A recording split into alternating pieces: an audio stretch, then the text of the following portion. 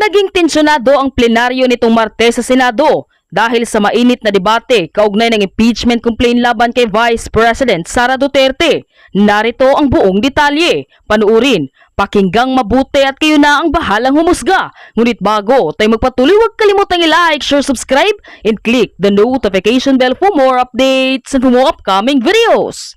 Maraming salamat! Before we actually dispense with the motion of the minority leader. But first things first, Mr. President, let me state for the record this representation's position from day one, Mr. President.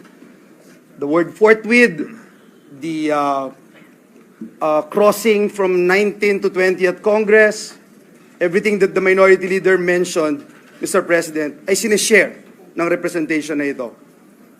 Kailangan mag-convene ang impeachment court, kailangan magsimula.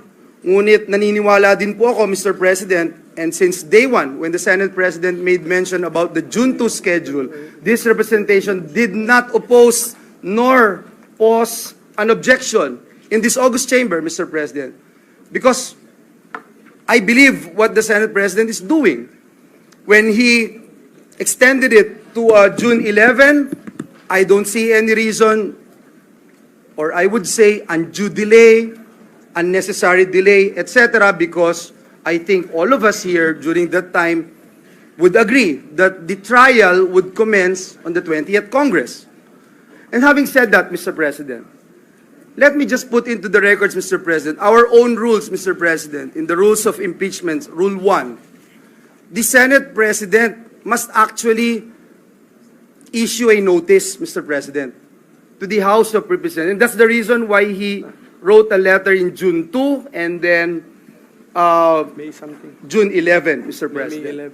If I heard it right, Mr. President, and that's why I wanted to be clarified on this particular issue. If I heard it right, the minority leader's motion is for us to stop legislative work and start taking the oath of the Senate President as the presiding officer of the impeachment court and the senator judges.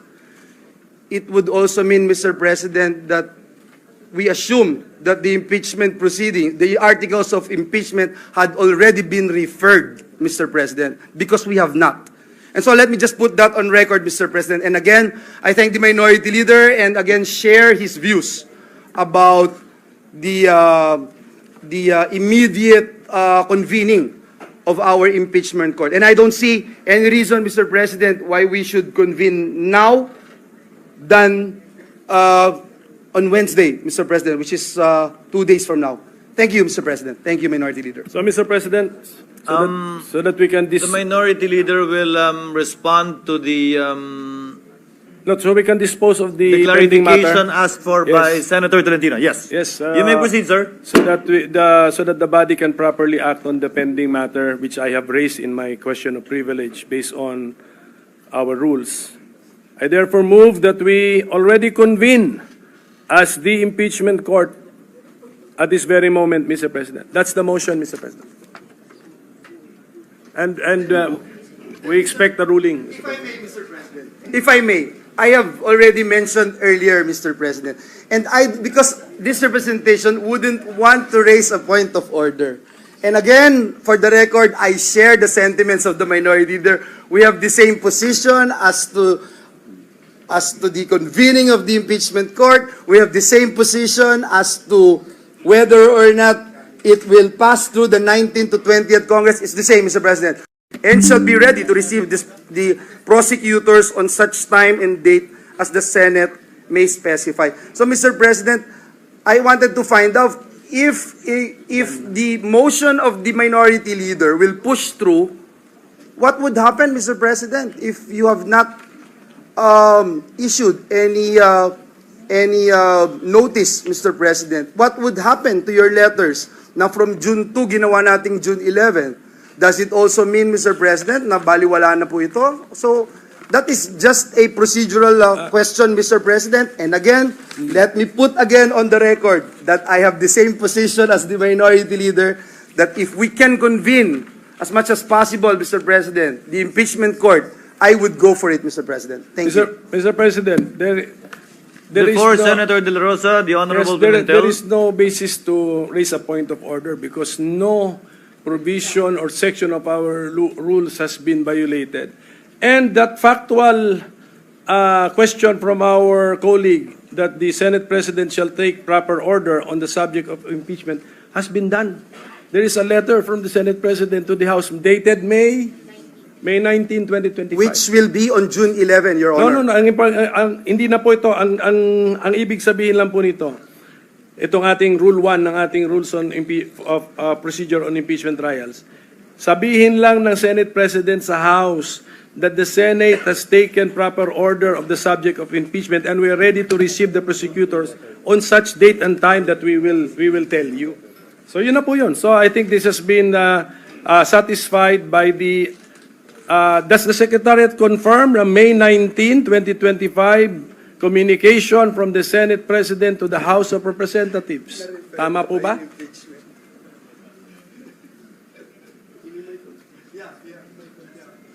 But at the same time, na-refer na ba yung ano?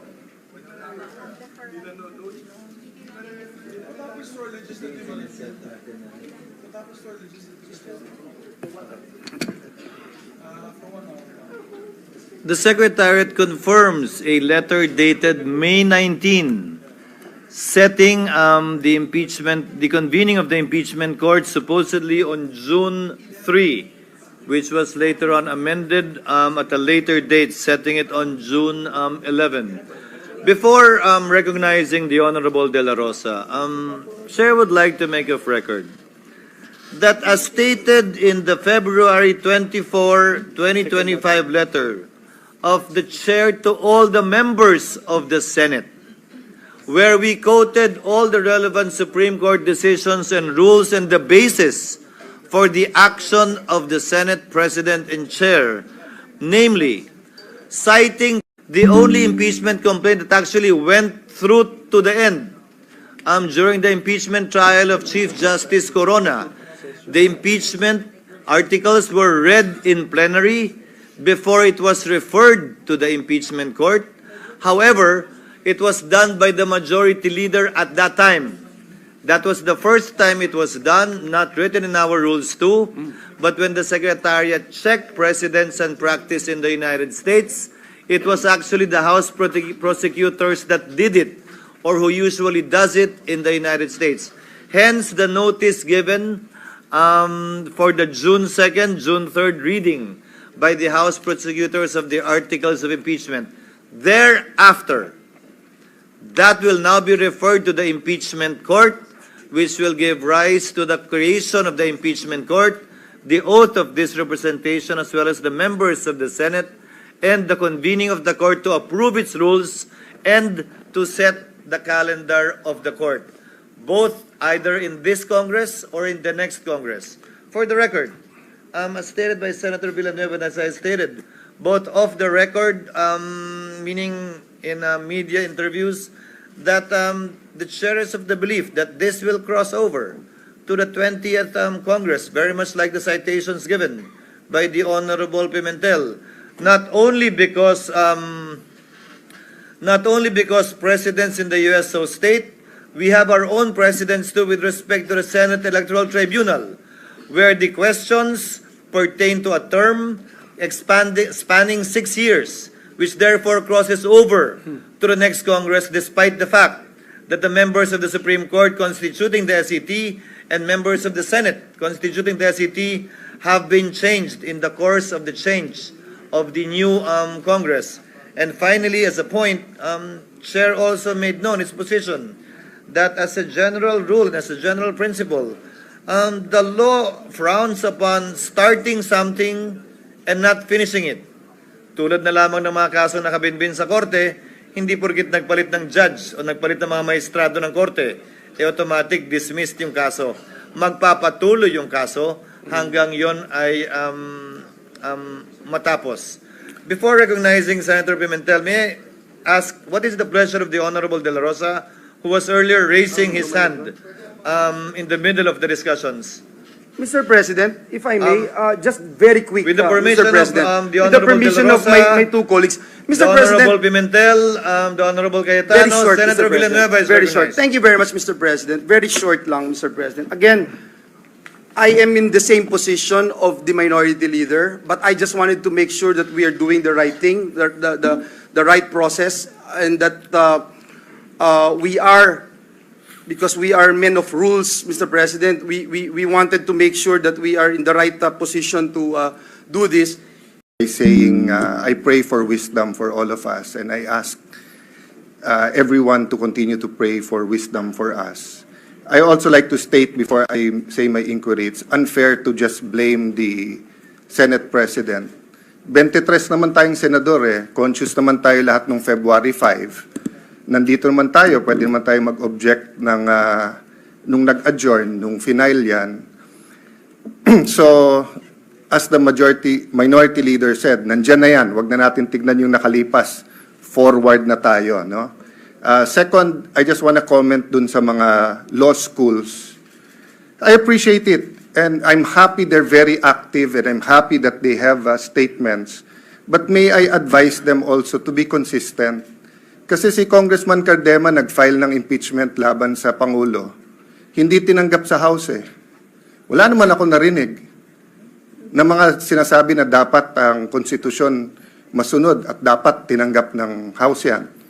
So, of course, hindi naman trabaho ng mga law schools na in each and every impeachment case magsalita. Pero in a highly charged environment. Can you imagine, Mr. President, during the campaign, sa mismong media interviews ng top news channels natin, tatanungin yung kandidato, pag kayo nanalo, are you for or against the impeachment case? Klaro naman ang sagot dun Ang sagot dun, hindi kami pwede mag-comment kasi magiging judge kami. Pero hindi. Sinagot pa rin ng mga kandidato at tinanong pa rin ng media. Pero kung konstitusyon ang masusunod, ang sagot doon iisa lang, mag-o-oath kami, dapat neutral kami. Kaya lang eleksyon Kasi masama naman talaga timing ng pagka-file nito magpa-file ka during the campaign. That's the reality there. Kaya nga sa US, pagka-jury system, pwede mo i-sequester yung jury Papayag ba tayo nung February na i-sequester tayong 23? Na ikukulong tayo at hindi tayo makikinig sa kahit anong media at i-determine natin ito? Maybe may papayag sa atin, meron hindi. But wag na tayo magsisihan. So, I'll go to my question, ang will ng tao. Pero kung titingnan ko naman lahat ng comments ngayon sa Facebook, sa SOCMED, gusto naman ituloy. Pati si Vice President Sara, sabi niya, I want to be held accountable. So, siya yung ba sabihin ko, yan ang gusto ng taong bayan. Napakahirap po nung sitwasyon natin. That's why we need wisdom. But first question ko po, prejudicial question. Ano bang rules ang unang masusunod? Rules ng Senate o rules ng impeachment? Bakit to importante at bakit to prejudicial question? Tinitignan ko po kaninang umaga yung comment, allegedly, hindi ko sure, wala naman nakalagay doon na siguradong totoo yun, but meron pong comment ang defense team ni Vice President Sara Duterte. Correct me if I'm wrong, Senator Bato, Senator Bongo, my good friend, my brother, Senator Robin, kasi hindi ko alam kung official yon.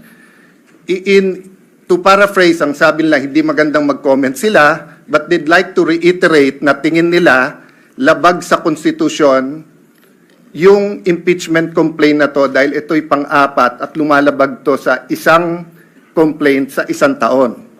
Okay. Kung yun ang stand nila, sino po ang hihimay sa issue na yan? Ang plenary ba under the Senate rules?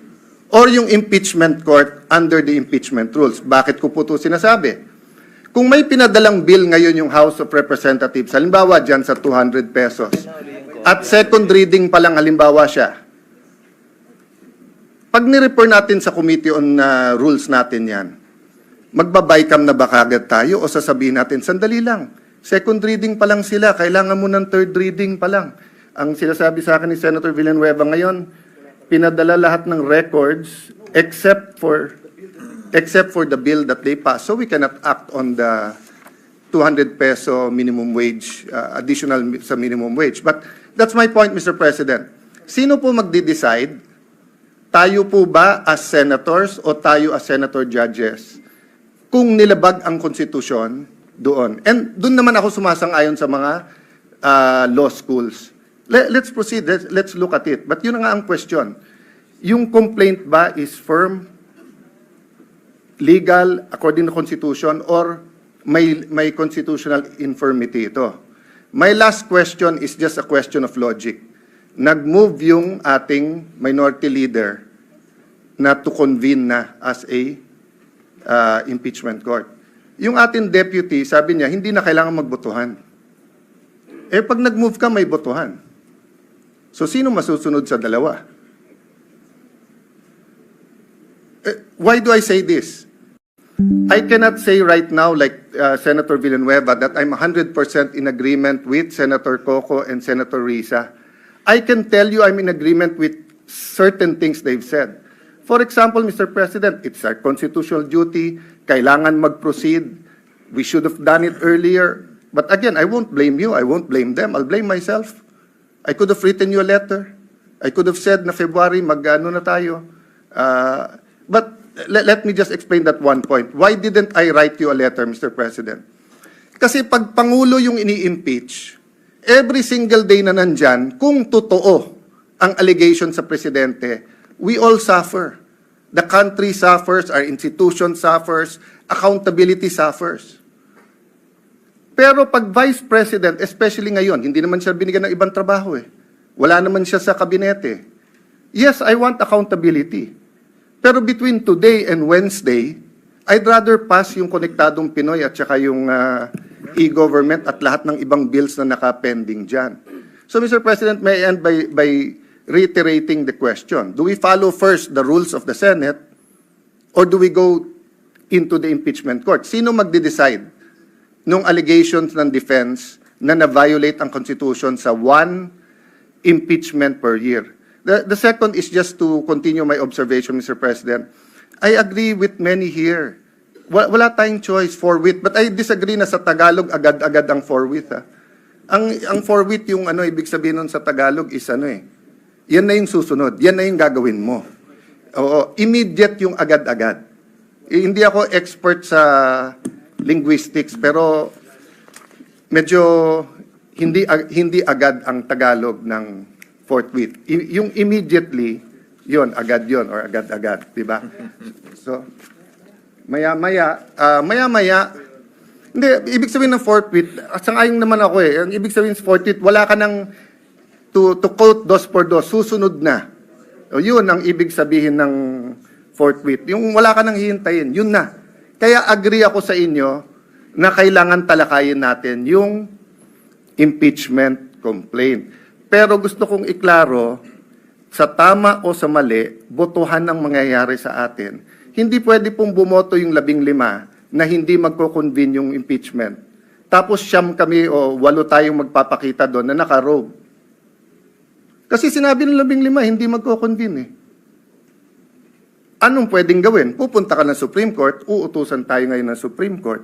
Yun ang legal system natin, Mr. President. So sana tama desisyon natin para hindi na tayo maghintay na utusan pa tayo ng Supreme Court. Pero yung sitting as legislator, so rules muna ng Senate, or is it the impeachment court? Because if it is the Senate, we cannot yet convene as an impeachment court because we haven't tackled that issue. But if it is the impeachment court, then we can go, and that's the first issue that we will have to tackle, whether it is a valid complaint. No? At tinatanong ko lawyers ko, hati din po eh. Sabi nung kalahati, hindi, dapat yung Senate kasi it's treated like any other legislative matter. Titignan muna natin kung tama yung pagka-transmit sa atin. Eh malay mo, transmit sa atin, nahack pala. Hindi pala galing sa House of Representatives. That might sound like a silly example, but it is. It is possible. That's why we have to look at it. Thank you, Mr. President. Before the chair responds, chair would like to afford the opportunity to the other members who would want to add to the discussion and the knowledge being imparted regarding the subject matter at hand. Mr. President, Senator De La Rosa is seeking the Senator De La Rosa was earlier raising his hand but gave way to Senators Villanueva and Cayetano.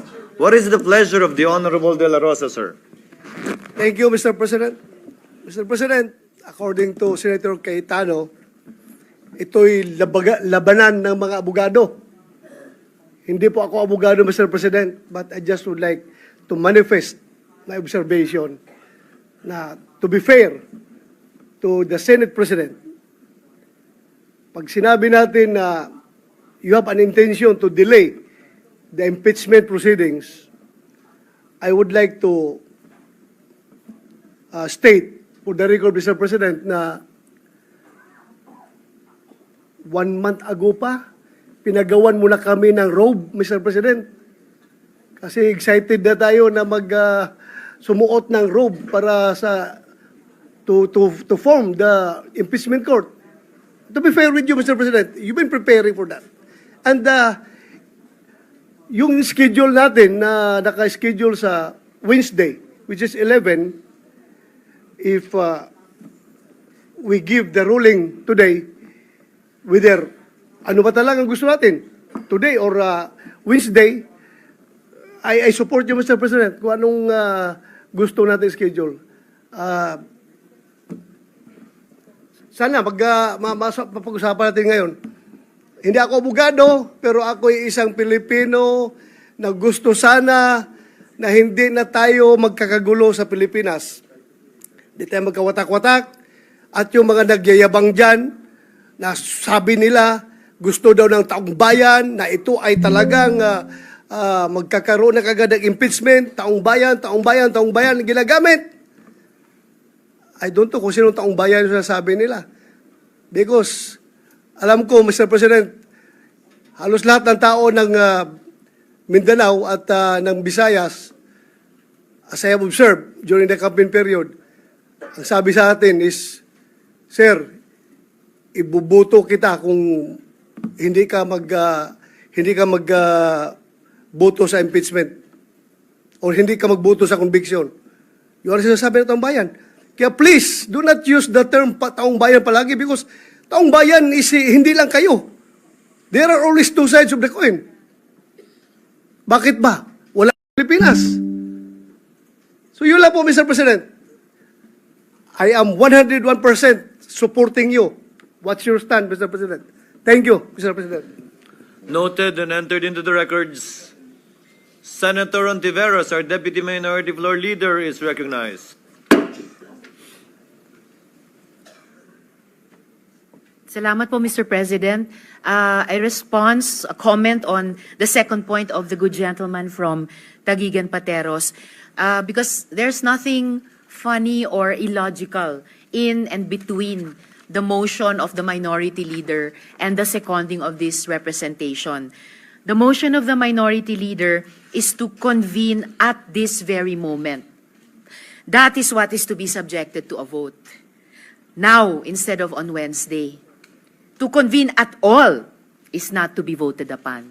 Sa usaping yan, sundin lang natin ang konstitusyon. Salamat, Mr. President. Mr. President. Mr. President. With the indulgence of Senator Pimentel, Chair recognizes Senator Cayetano, thereafter Senator Pimentel, thereafter Senator Padilla. Senator Cayetano, you may proceed. Mr. President, I don't want to further the division or the debate, and I wasn't making fun of it. Ang sinasabi ko po, the reality is may tama't mali, may moral, immoral, may legal at illegal. Hopefully, dun tayo parati sa tama. Hopefully, ang legal, yun din ang moral. Ang problema in a collegial body, Senate, House, Commission on Appointments, we move as one based sa pagboboto. So it's just showing the irony that if the minority leader was moving that we've convened now, and the deputy minority leader was saying, you don't need a vote. But if you can vote whether it's now or Wednesday, then I can also argue, then I can also move na saka na. If you can vote when, whether today or Wednesday, then you can also vote na next Monday or next Thursday. So that is the paradox we are in today. So whatever decision we make, sana may wisdom, sana matupad ang konstitusyon. Senator Padilla. Senator Pimentel, you may proceed. Just to respond to some of the points raised by Senator Joel Villanueva. Yan, mahirap kung nasisingitan, Mr. President. Nalilimutan natin yung topic. Mr. President, siguro i-inform ko lang yung body, no, na yung referral of an impeachment of the articles of impeachment to the Committee on Rules is not found in the rules of the Senate as a legislative body, and it's not found in the rules of the Senate as the impeachment court. So you cite past practice. Okay. But then, It's the reading. I don't think the Senate President will dispute my projection or my anticipation that he intended actually to introduce something new. For this particular impeachment case, he will refer it, the plan of the Senate President is to refer the after the reading, no, the read articles of impeachment directly to the impeachment court. So ibig sabihin nun, talagang pwede tayong mag-introduce ng innovation because the past practice is not supported by the letters of our two sets of rules, Mr. President. So, ang aking point is, we can actually, the motion, actually, do not fear this motion because this motion will only take up little of our time. Ang gusto kong mangyari, hindi tuloy-tuloy ang ating, if we need to do some preliminary matters before the trial action, ang trial action meaning to say may witness o witness stand, mayroong direct examination, cross-examination, malayo pa yan, after pa yan pag-filing ng mga answer at saka ng reply. Pero ang aking point is, we can convene the impeachment court so that we can now take the Senate President as presiding officer can take his oath. He can administer our oath. The Senate as the impeachment court is convened or has been convened. We can call the case and then preliminarily talk about the trial calendar of the said case. We will know when we call the case, when we ask the clerk of court to call the case or cases, malalaman natin anong case load natin. And I believe isa lang ang ating case load. So we have to now come up with the trial calendar for that case. So that will be the effect of the motion, Mr. President, if it is representatives panel of prosecutors to appear before us tomorrow, no longer on Wednesday. Kaya naman gawin. Kung nagawa nga to June 11, hindi rin masama na pwede rin magawang June 11 to June 10. So, and that will be brought up before us acting as a court already, Mr. President. Kasi court matter na yung case matter na po yun. So that's the explanation, Mr. President, para baka akala ninyo back down na tayo. Worried si Senator Alan Cayetano sa kanyang e-gov at saka konektadong Pinoy. Suspended lang po yung legislative business natin for maybe 1 to 2 hours, 1 hour and a half. We can go back to our legislative business, Mr. President. But at least we have convened the court. And then sunod lang tayo sa Constitution kasi we should also believe that the Constitution has its own wisdom. Kasi ratified din ng taong bayan po yan. Baka nalimutan natin. Ratified by the people ang ating Constitution. So, yes, thank you. Before recognizing Senator Villanueva, just for the information of Senator Pimentel, it's not only eGov and Konektadong Pinoy that's ready for ratification. Ready Yes. for ratification would also include the virology bill, the expanded Philippine Science High School system, and the 99-year lease bill. Just for the record. I think, Mr. President, since I still have the floor, I think last session day natin, we suspended, we adjourned at close to midnight. So it doesn't The matter. first Mr. session day, we yes, also nearly midnight. 1 hour to 2 hours devoted for the impeachment court, I don't think will harm us, Mr. President. With the permission of Senator Villanueva, Senator Padilla had earlier, on this Yes, point. because in relation to what the minority leader With the stated. indulgence of Senator Just Padilla. very quick, Mr. President, in relation to the statements made by our minority floor leader. Senator Villanueva Thank you, may Mr. proceed. President, let me put on record also, Mr. President, that I welcome innovation. I welcome what do you call that, Mr. President, when we will no longer refer it to the Committee on Rules and ask perhaps one of the prosecutors to read the articles of impeachment and all the cases thereon. I don't have problems with that, Mr. President. And again, as mentioned earlier, I agree, Mr. President, that we need to convene as soon as possible the impeachment court. But my only issues, Mr. President, kung hindi na kailangan magbigay ng notes, because at the end of the day, we wanted to protect and give importance to due process, Mr. President. That's all I'm saying, Mr. President. We don't want any legal infirmities, Mr. President, along the way. And I know that once we convene as an impeachment court, marami pa ho tayong mapag-uusapan ng mga issues. Maraming salamat, Ginoong Pangulo. Thank you, Senator Robin Padilla, for yielding the floor to this representation. Thank you. With the indulgence of Senator Pimentel, Chair would now like to recognize Senator Padilla. You may proceed, sir. Maraming salamat po, Ginoong Pangulo. Katulad po ng sinabi ni Senator Joel Villanueva, ako po ay hindi po ako abogado, katulad po ni Senator Bato. Pero sa maikling panahon ko po dito, lagi natin binubuksan ang ating rules. At yan po ang unang-unang dinala sa akin nung ako po ay nanalong senador at ako po ay pinuntahan ng sekretariat. Ang una pong binigay sa akin ay yung rules. Napaka-importante ng rules. Yan po ang unang-una talagang isinaksak sa aking ulo. At bukod po doon, tradisyon. May tradisyon dito na kailangan susundin mo, lalo ka na neophyte.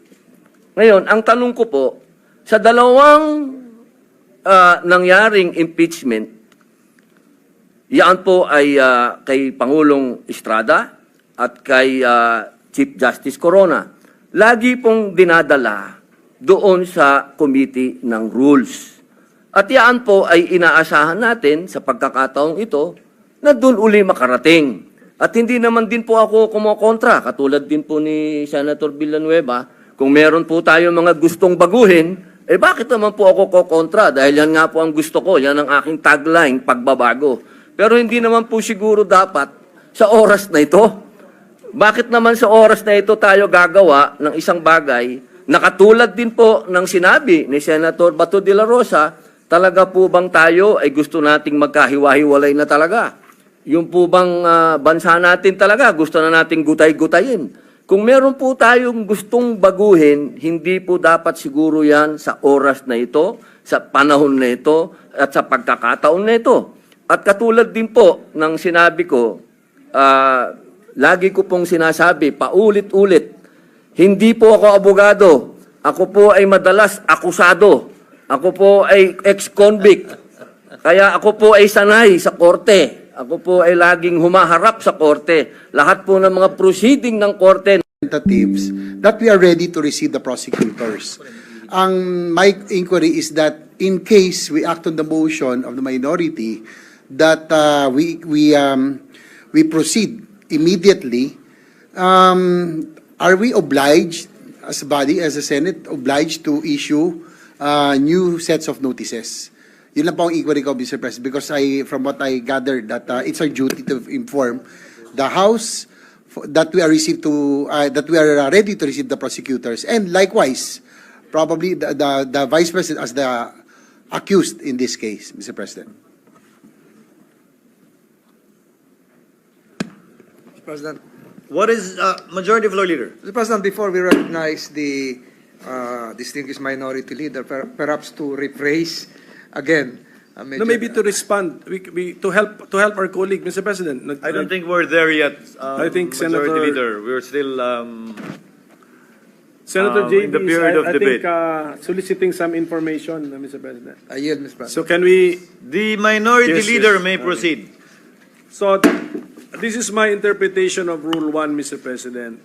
Ang pinaka-importante rito is the communication from the Senate to the House that the Senate has taken proper order of the impeachment case that you have filed. Yung mga detalye as to when na-adjust, yung original nga niya na June 2, na-adjust niya to June 11 in a subsequent communication. So my point is, if we convene as a court now, and then as a court we agree to advance their appearance before us to tomorrow, we just also communicate. But you can also you can also disagree and not maintain the appearance sa Wednesday. But the point is, my motion is to convene as a court now. We take our oaths now. The impeachment court has been convened. This is more in keeping with the spirit of the Constitution na ang action agad. Tapos pala, balikan ko na lang yung issue kanina just for the record kasi yung pagtagalog ko or yung pag-Filipino ko sa provision na English na nasa Constitution, dun yun sa official Filipino version. Ang sinabi dun, sunod agad. So do not dispute na hindi ang katumbas ng forthwith sa Filipino ay hindi agad. Agad nga yung nasa official version. So hindi na ako mas marunong sa mga nag-translate po ng Constitution sa Filipino, sa wikang Filipino. So I hope this will help our colleague, my explanation will help our colleague when he makes his decision on the pending motion. So with that, Mr. President, I think I've already restated my main motion earlier, Mr. President. So I think it's time that we dispose of the jury as judges on this impeachment court. Ang akin lang po, sana kung ganun po ang proseso na pipiliin natin, no, didesisyonan natin, gawin natin kaagad. Ako po ay taga Mindanao. Pareho po kami ni Senator Bato de la Rosa. Kaya ako hindi naniniwala sa mga survey. Kasi the surveys were read wrong in May, what was that, May 12? May 12, 2025, all surveys were thrown out the window. And the real story was 7 of the 12 senators were not members of the alliance, so of the national government. So ibig sabihin, may mensahe po silang ipinapadala sa taong, sa lahat, sa buong Pilipinas, na kaming sa tagasulok ng Mindanao at Visayas, ay meron din boses pagdating sa halalan. Pero bilang senador, Mr. President, we must do our constitutional mandate with due respect to all those concerned. Mandato natin sa Constitution yan. At nang hindi natin gagawin yan, ay bugbog tayo sa mata ng publiko. So that's why I agree with the Minority Floor Leader. Whatever the outcome of the trial, you end up voting. For one, I think it is a weak case, but I will reserve my judgment until all the evidence is presented to us, and then we will make the proper vote when the time comes. Pero ang punto dyan ay dadaan tayo, kailangan natin dumaan sa constitutional process that was given by our forefathers when they wrote the 1987 Constitution. Yun lamang po, huwag na po natin patagalin pa. At sa tingin ko, isa pang tanong ay pwede ba ito tumawid sa 20th Congress? Personally, I've said this to the media, I said, personally, I think hindi siya pwedeng itawid sa 20th Congress. Na kung pwede, pagdebatihan na natin yan ngayon. Kung gusto nyo, hanggang petsa 30 ng Hunyo, araw-gabi, nandito tayo. Pero kasi, meron pa mga constitutional questions with the Supreme Court. So, my point being is, let us follow our constitutional mandate of the Constitution. So I agree with the Minority Leader, but at the same time, I also agree with our colleagues, Mr. President, that proper procedure should be followed. Para pabilisan na lang natin yan. Para malitisan natin na maayos, mapakinggan natin ang mga ebidensya, kontra at pabor sa ating mahal na Vice Presidente, and then we make the decision at the proper time. But I don't think we can skirt from our constitutional duty. I love the Senate, Mr. President. I love this institution. And I don't want to see all the brick bats that are being thrown to us saying that we are not doing our duty. We must stand up and rise to this occasion and do our duty. Thank you, Mr. President. Thank you, Senator Subiro. Before we dispose on the matter pending at hand, Mr. President, I think Senator Grace Poe is seeking the floor. is recognized.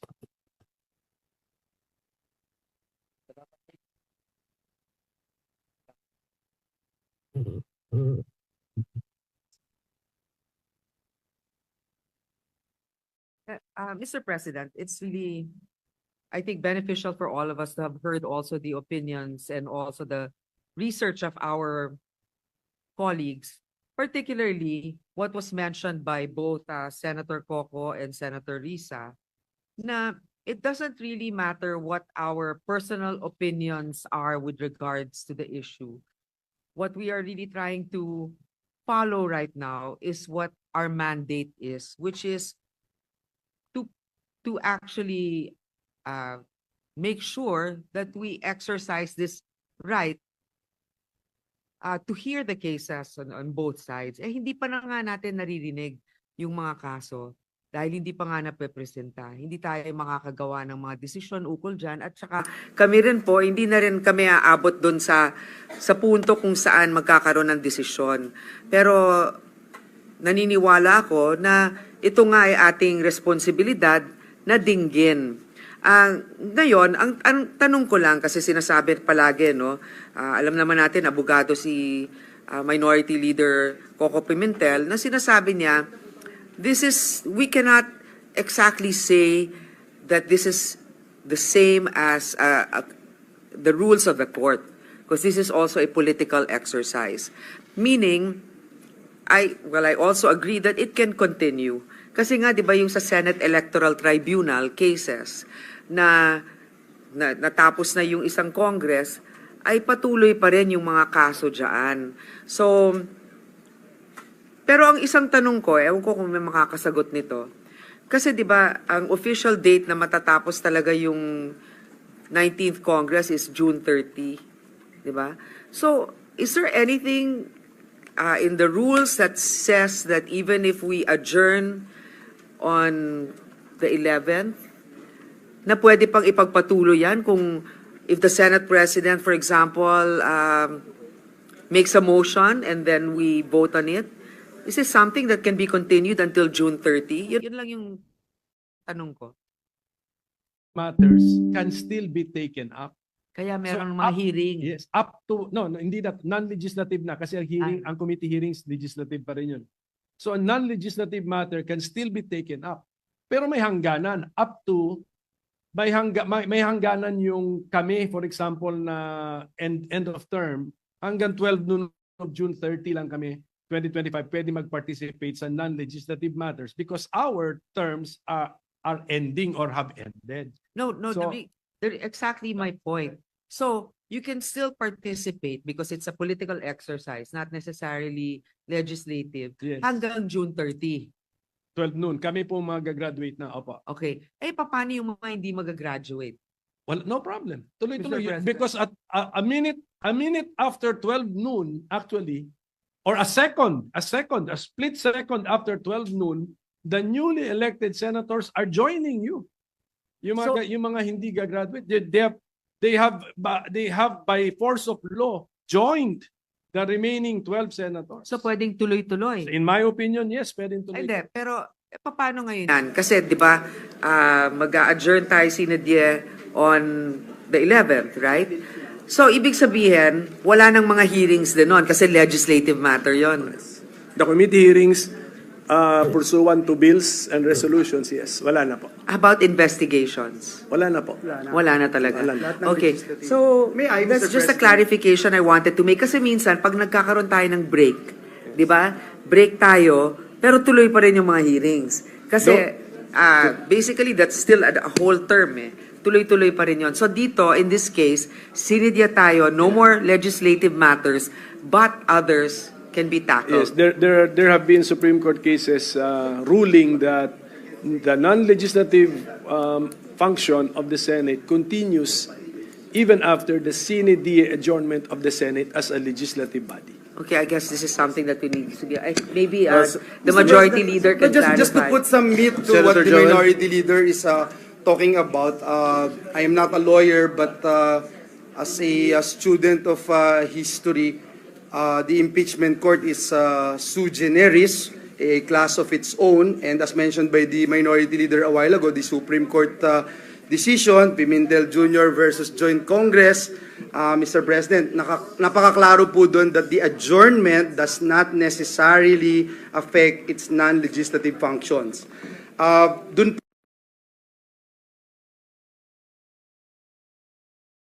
bang rules? Doon po sa yung Senate rules as provided in Rule L, Section 135, Ridic's precedents and the practices and impeachment. Pronouncing a carryover, may we know the Yes. exact page of the rule? Maybe Senator Coco Pimentel, may you please answer the query of the majority leader, Mr. Minority Leader? The exact provision, Mr. President.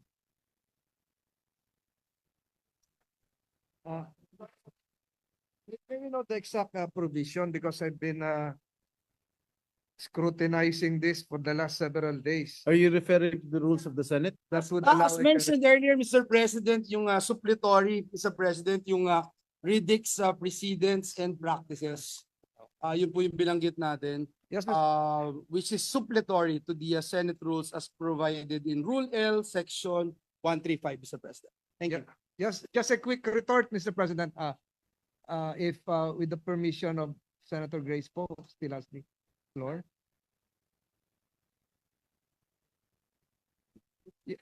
Just a quick retort. Alam mo, Mr. President, laging nababanggit yung i-clarify ko lang. Matagal ko nang gusto tong i-clarify ito. Meron daw mga Supreme Court decision ko nang gusto tong i-clarify ito. Meron daw mga Supreme Court decisions na sinasabi pwedeng ituloy yung non-legislative functions.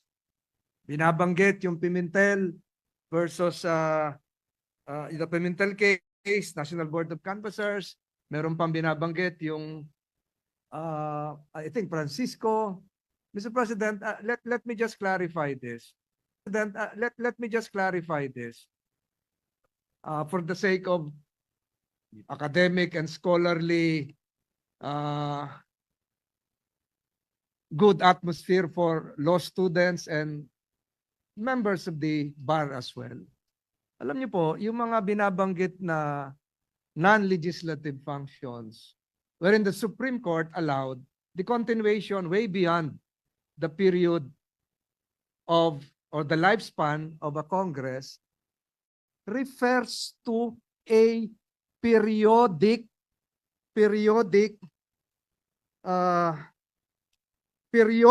created constitutional ad hoc body. Alam niyo po yung National Board of Canvassers, pagkatapos ng isang eleksyon, presidential elections, nakalagay sa ating saligang batas, created talaga yon to count and canvass and to proclaim. Ganon din po yung mga ilang tribunals, yung mga electoral tribunals, etc., etc. Periodic, predictable, regular, constitutional ad hoc bodies. Kaya po tuloy-tuloy yon kasi may command po ang Constitution, merong provision pertaining to this periodically create, pwedeng tumawid. Kaya po ang sinasabi ko lagi, ang atin pong constitutional clock deadline is June 30. Dahil wala naman pong nagsabi na pwede tayong tumawid beyond June 30 as a Congress. Citations were made. Concerning the British Parliament, the US Senate, alam niyo po, yung British Parliament, the last impeachment case was held 1806.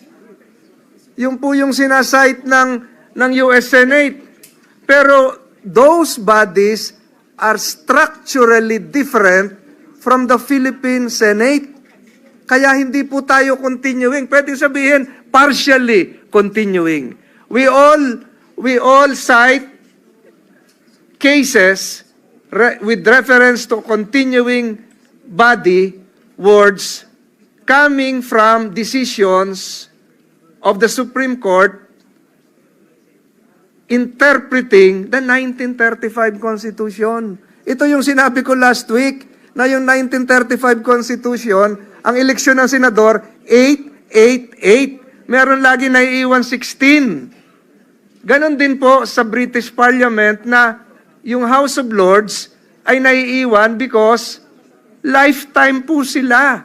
Yung life peers, yung hereditary peers, yung religious peers, 780 members of the British Parliament, yung House of Lords, forever na po yun, kaya continuing po sila. Yung po yung sinasite ni na Jefferson, yung po yung sinasite ng US Senate, kasi po, ginaya po nila yung US Senate, 100 senators, 67 naiiwan dahil 33 ang na ini-elect every 2 years. So, structurally different po ang Philippine Senate under the 1987 Constitution. Kaya, hindi po pwedeng tumawid. Sa mga nakikinig ngayon, nagkaroon ba ho ng dereliction of duty, remiss ba ho ang Senado? Hindi po. Naniniwala po tayo, sinabi kanina na sinimulan po ni Senate President. Ako nga po kanina, for the information of this body, para po magkaroon ng semblance of rules, sinabi ko, we can do this in 19 days. That we cannot carry over. We cannot allow a crossover or carry over because it is not part of the Constitution. We can only interpret the word as enshrined in the Constitution. I'm sorry, Senator Grace, I've taken much of your time. No, I just actually- responded to some queries, statements No, made a while ago, and just to spread this into the record before we again ask the good minority leader to perhaps rephrase his motion. No, I think it's very important for us to hear all sides with regards to the matter. And just to clarify, what the gentleman from Cavite is saying, that sige, dinggin natin ito hanggang 30th ng June, pwede. Huwag lang tayo lalagpas doon sapagkat hindi na pwede. Correct. Okay, ngayon, ito yung tanong ko, yung sa respondent, meron siyang apparently 10 days para sumagot, di ba? Hindi pa na-file na ba sa Committee on Rules dito? Not yet. So, has she been notified already of what she has to face and has the 10 days started? Not yet, right? Not yet. Okay, so meaning, if let's say we start on the 11th, which is Wednesday, or even tomorrow, which is the 10th, so hindi pa talaga sila pwedeng humarap hanggang 20th. Kasi 10 days di ba? So, pwede ba tayo magkaroon ng hearing na yung respondent ay hindi pa ready with her reply? I mean, is there a process within the impeachment that does not require the respondent to be present yet? It's just the presentation of, evidence. I mean, this is just a parliamentary query. Meron po kasi magko-constitute nga as an impeachment court at manunumpa. Manunumpa yung Senate President as the presiding officer of the trial court. Manunumpa rin po lahat tayo. So hanggang panunumpa as members lang. of the... How about the presentation of evidence? Pwede ba? Wala pa ho. Yung presentation ng articles of impeachment to be done by the panel of prosecutors. Yung susunod-sunod, pag nagkaroon na ng joinder of issues after the submission of the answer, doon na po matitrigger po yung iba. Yung prosecution has the right to reply. Oo. Tapos sunod-sunod na po yun. So, ang ibig sabihin, after the swearing in and then reading of the articles of impeachment, pero tama, pero the iniwan actual, nating nakatiwangwang. Tama, but the actual discussions can't begin until after the earliest, the 21st. 'Di ba? Kasi wala pang response. Yun lang. Correct po yun. Pero yung sa yung submission of trial briefs, June 22, etc., until the rendition of a verdict, Mr. President. Pwede ba yun? Parang budget, yung wala nang matutulog para lang tapusin yun? Siguro po, kung with the cooperation and physical, kung papayag po kayo, kung papayag din po ang prosecutors. No, but kasi I'm also of the opinion, okay? Well, first of all, we cannot make judgments right now. Yeah. And I feel that it is the right of the respondent to be able to defend herself. Correct. And in fact, we can never say whether guilty or not kasi di pa nga natin alam eh. Correct. And the respondent herself is saying na give her a chance also to be able to confront. I mean, she's confident about it. But I agree with the minority leader that kung yung Senate Electoral Tribunal, which is actually, yeah, of national interest, but maybe not as much as this one, na itatawid natin for other congresses, and even in the US, natatawid din yung impeachment to the next Congress. I know what you're saying, there's no term limit in the US, pero I think, again, may mga nakausap akong members of who served before in the Supreme Court. This is a political exercise. It's not, I guess it's not bound by very strict rules of court. So yun lang. But we appreciate what the minority leader is also raising because oo nga naman, I mean, these are two schools of thought, but we are all in agreement here that we cannot make judgments at this point, but we have to definitely hear it. Thank you. We totally agree. Mr. President, the good Deputy Minority Leader is seeking the floor. I move that she be recognized. With the permission of Senator Ontiveros, Senators Estrada and Gatchalian also raised their hand to be recognized, and they haven't been heard. Will the lady kindly Yes. yield to them? I apologize, Mr. President. Senator Gatchalian raised his hand first. I move that he be recognized with the permission of Senator Ontiveros. Senator Gatchalian is recognized. What is your pleasure, sir? Actually, Mr. President, I would be more than happy to yield to our good Deputy Minority Leader, Mr. President. Go ahead. That being the case, the Honorable Ontiveros is recognized. You may proceed, ma'am. Salamat, Mr. President, at salamat sa good gentleman from Valenzuela. Between Congresses, hindi po nag-distinguish ang Korte Suprema sa sinasabing periodic at saka non-periodic functions. Basta sinabi niya non-periodic functions tulad ng impeachment na ito, non-legislative functions ng Senado at ang mga ito ay hindi apektado sa shift between Congresses. Pero yun na nga po, yan ay isang desisyon na pwede nating kunin at a later point in the impeachment trial. Ang unang gusto lamang i-activate ng motion ng minority leader ay sa pamamagitan nga ng motion niya to convene at this very moment. And bago ko tapusin itong intervention, Mr. President, at ibalik nga sa motion ng minority leader, quick comment lang dun sa ni-raise ng good gentleman from Davao dahil nakabalik na rin sila sa floor tungkol po sa kagustuhan ng Pilipino, no, at iba pa dito sa usapin ng impeachment trial. Gaya ng sinabi ng minority leader kanina, hindi pa naman tayo nag-uusap ng conviction ba o acquittal. Pinag-uusapan pa lang natin yung pag-convene ng impeachment court. Kaya ano yung masamang maidudulot ng panunumpa natin. At ito, kailangan nating desisyonan. Yes, alang-alang sa taong bayan, lahat po tayo ay mayroong hindi lang karapatan pero responsibilidad, pag-isipan at pag-usapan ang taong bayan. So lastly, again, Mr. President, ibalik ko lang dun sa motion ng minority leader, which is simply and importantly to convene at this very moment. Salamat, Mr. President. Senator Gatchalian is recognized. Thereafter, Senator Estrada. Maraming salamat. Thank you very much, Mr. President. It's a brief manifestation, Mr. President. Dapat maintindihan ng ating mga kasamahan at ng ating mga kababayan na ang pinag-uusapan natin ngayon ay hindi pa yung merits nung kaso. Hindi pa natin pinag-uusapan yung kaso mismo ni Vice President Sara Duterte.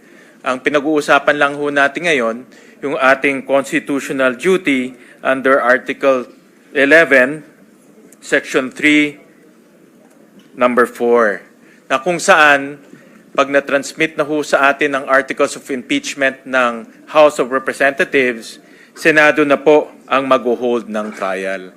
Ito po ang sinumpaang responsibilidad ho natin sa ilalim ng saligang batas. At ito rin po ang sinumpaan ho nating duty or solemn duty nung tayo po ay naging senador.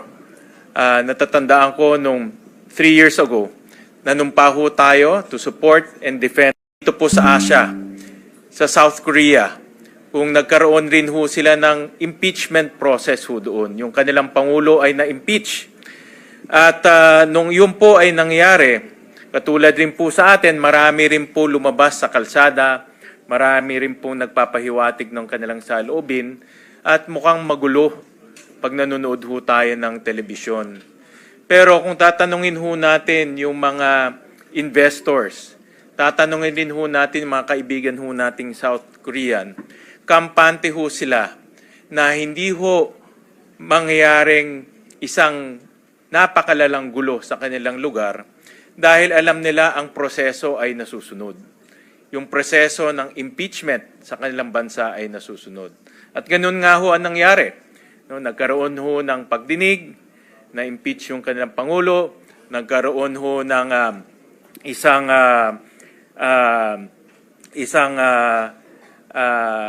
pagboto ng bagong presidente at ngayon, balik na ho sila sa normal.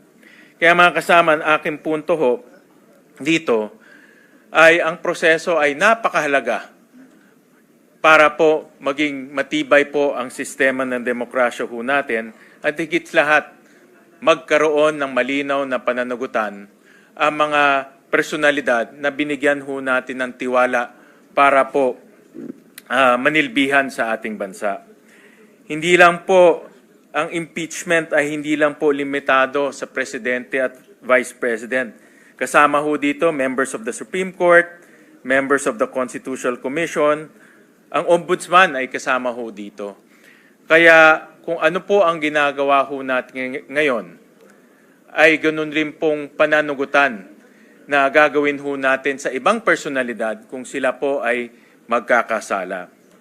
Kaya mga kasama, muli, ito po ay hindi na po nating desisyon o hindi na po nating choice.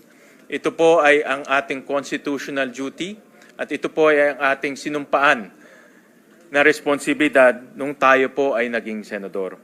At meron po rin akong isang katanungan sa ating minority leader, no, ang movant nitong motion ho natin. May mga narinig rin po ako sa television kanina na ito pong articles of impeachment ay tila merong constitutional infirmity. At gusto ko siyang tanungin dahil hindi lang ho dahil siya po ay movant, alam ko nag-top rin ho siya sa bar once upon a time.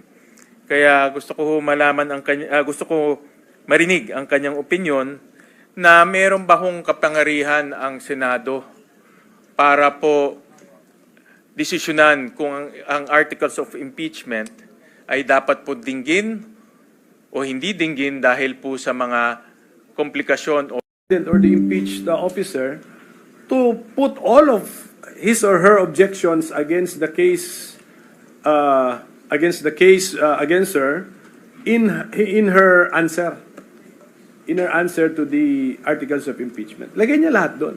So therefore, if that is now my answer to the gentleman, that means that we can resolve such an issue as the impeachment court. So tama yung motion ko. If there is such let's convene. Kasi actually it's really more compliant with the Constitution. As soon as possible, convene na natin yung court. And then ulitin ko, ang purpose natin today is for the presiding officer to take his oath, for the presiding officer to administer our oath, to call the case against the Vice President, and then we can come up with the calendar for the trial of the said case. So part na dun sa trial, sa calendar for the trial of the said case, kailan mag-a-appear ang House Panel of Prosecutors. Okay, if it will not touch the original plan of the Senate President, that means sa Wednesday pa yun so June 11, Wednesday ng 4 p.m. But of course, we as a court, we can advance that appearance. Simple communication lang naman yun, or notice to them to come here tomorrow.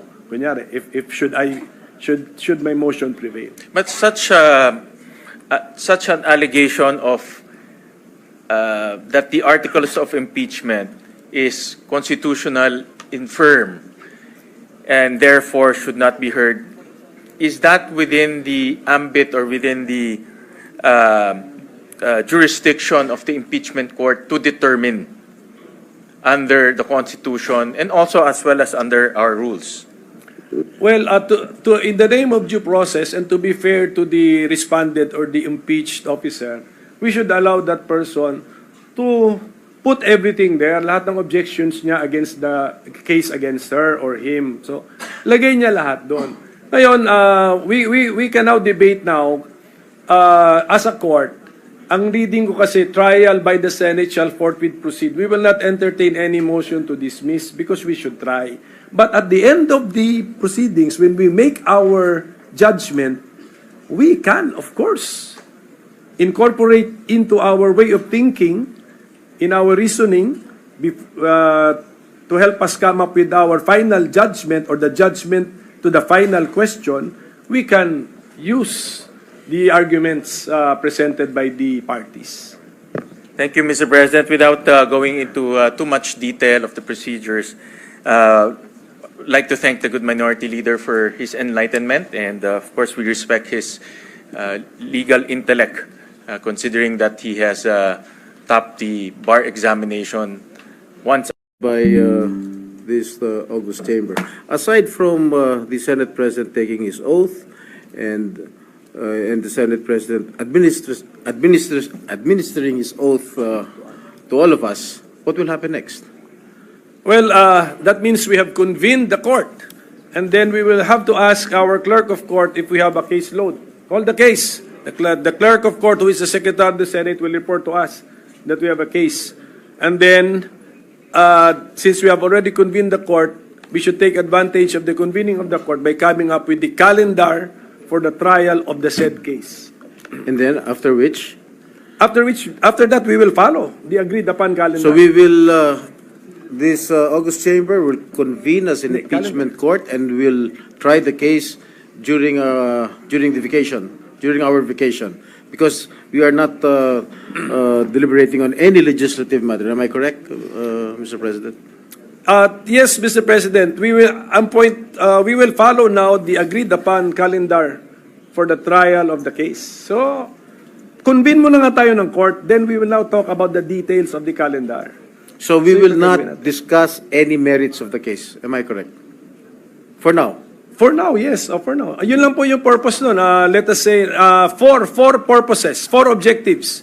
So, why we can convene as a court, or why we should convene as a court today. Number one, the Senate President will take his oath as the presiding officer. Then we will take our oath before the Senate President. We will call the case against the Vice President, and we will now come up with the calendar on how we will try the case. may I know Susundin natin yun. May I know, Mr. President, what is the difference if we convene today, tomorrow, or on Wednesday? Yes, Mr. President, una sa lahat, Mr. President, alam nyo ba ang nakaschedule na bukas ay valedictory speeches? At saka, hindi na natin alam anong nakaschedule bukas. Ngayon, ang pag sinabi ng Constitution, trial by the Senate shall forthwith proceed. Hindi ba mas compliant tayo, not only with the words, but with the spirit of the Constitution, if we now advance now the convening of the court at umpisahan na natin yung mga preliminaries or formalities na kailangan din naman natin gawin. Let us convene the court, Mr. President, kaysa sa nagla-last day pa tayo na may agam-agam pa on Wednesday. So, my position is, it is more in keeping with the spirit. I'm more concerned, I'm more compliant with the spirit and wording of the Constitution if we now convene as an impeachment court and do these important matters also in the organization of the Senate as the impeachment court?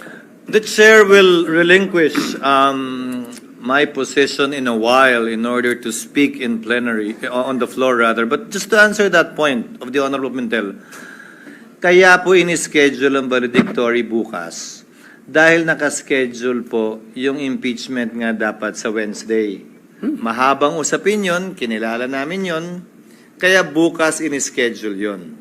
Kung gagawin ngayon, natural, huling araw yon sa Wednesday. Dahil hindi pa natin alam ng mga panahon yon kung kaya na nga ba ng hanggang Lunes na maratify lahat ng mga hinahabol nating panukalang batas.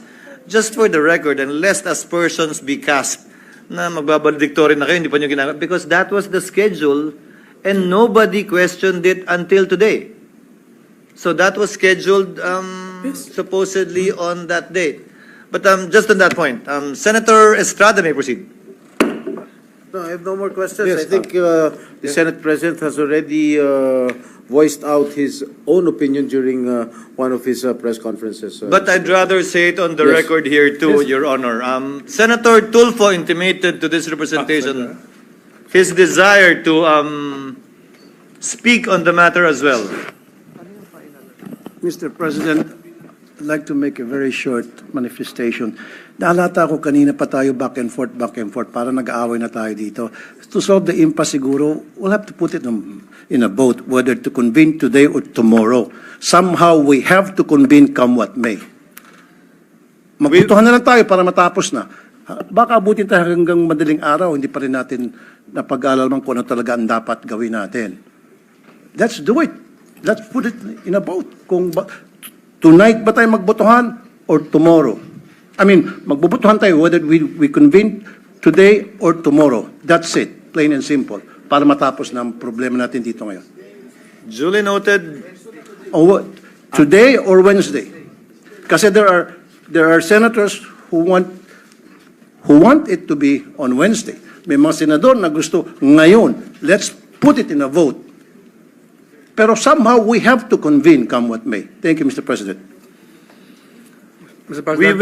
We will, Your Honor. Being a deliberate members who wishes to add to the discussion or debate, Chair would like to ask permission to relinquish the chair so that the chair can go down and speak also on the same matter. Thank you, distinguished Majority Floor Leader. With the permission of our colleagues, ilang bagay po ang nais ko sanang sabihin, paumanhin. Dininig ko muna ang posisyon at opinyon ng bawat isa bago ko pinagpasahang bumaba mula sa kinakaluklukan at kinakaupuan ko at sagutin ang ilan sa mga puntong ibinigkas nitong nagdaang ilang oras na. Una, nasabi na maikli lamang naman na panahon ang kailangan gugulin para dito, bakit hindi pa ginawa noon? Hindi ba't obvious na nakita po natin itong nagdaang magtatatlong oras? Na oras na pinag-usapan natin ang impeachment, mahaba ang diskusyon. Hindi ito simpleng 30 minuto lang sa pag-issue ng summons dahil kailangan pahintulutan at payagan ang mahaba at malayang debate. At bago po ako lumayo, nais kong pasalamatan ang aking mga kasamahan dito sa Senado para sa isang maayos, civil, at naaayon sa rules natin na diskusyon at debate. Ayon na rin sa sinumpaan nating tungkulin na pagpasahan ng lahat ng bagay nang naaayon sa ating paniniwalang tama at nararapat nating gawin. Hayaan mong simulan ko po ang ilang mga binanggit. Mr. President, Your Honor, I wrote the members of the Senate on February 24, 2025, outlining the basic reasons why we cannot, as of yet, schedule the impeachment complaint. Much has been said about the term forthwith, which I wrote to each and every member of the Senate. Mr. President, Your Honor, we are governed not only by the Constitution but also our rules. We are governed as well by precedents. We are governed as well by decisions of the Supreme Court pertaining to this matter. Allow me to, for the record, cite a few regarding this matter, lest they may think that it is only a one-sided opinion with respect to their definition of forthwith na agad. filed by one member, dapat po immediately, hindi po forthwith, immediately, i-transmit ng Secretary General sa Speaker. Nakalagay din sa sariling rules ng Kamara. Ang Speaker dapat sa loob ng 10 araw, i-refer sa Committee on Justice. Bakit mahalaga yon? Dahil sang-ayon sa desisyon ng Korte Suprema sa Francisco case, dyan magsisimula ang 1-year ban sa pagsasampa ng pangalawa, pangatlo o pang-apat na impeachment complaint. Hindi yan ginawa ng Kamara. Sa katotohanan, hanggang nag-adjourn tayong lahat bilang Kongreso noong February 5, hindi yan ginalaw ng Secretary General sa kabila ng magkatabi lamang naman ng opisina ng Secretary General at ng Speaker. Sasabihin marahil ng ilan, tapos na yan. Lumipas na yan, tulad ng sinabi ni Senator Coco, wala na tayong magagawa dyan. Nandun ako. Pero may katanungan akong iiwan bago nating lisanin ang puntong yan. Nasaan yung mga nagrereklamong dapat agad-agad? Nasaan yung mga nagsasabing ngayon na, wag nang pagpaliban, ba't ba dinedelay? Inupuan po na mahigit 2 buwan, magtatatlong buwan nga ito. Hindi inaksyonan. Wala naman ako narinig na nagreklamo na nasa na yung agad-agad. Sa kanila nakalagay immediately, may takdang araw pa. Yan ang paksa ng petition sa Korte Suprema ngayon na inihain ni Vice President Sara Duterte kaugnay sa pag-iiwas sa tinatawag niyang 1-year ban na nakasaad sa saligang batas. Now let me proceed to forthwith. I quoted this in my letter to all the senators. Forthwith, citing various cases, Mr. President, Your Honors, means within a reasonable time, which may be longer or shorter period according to the circumstances of a particular case.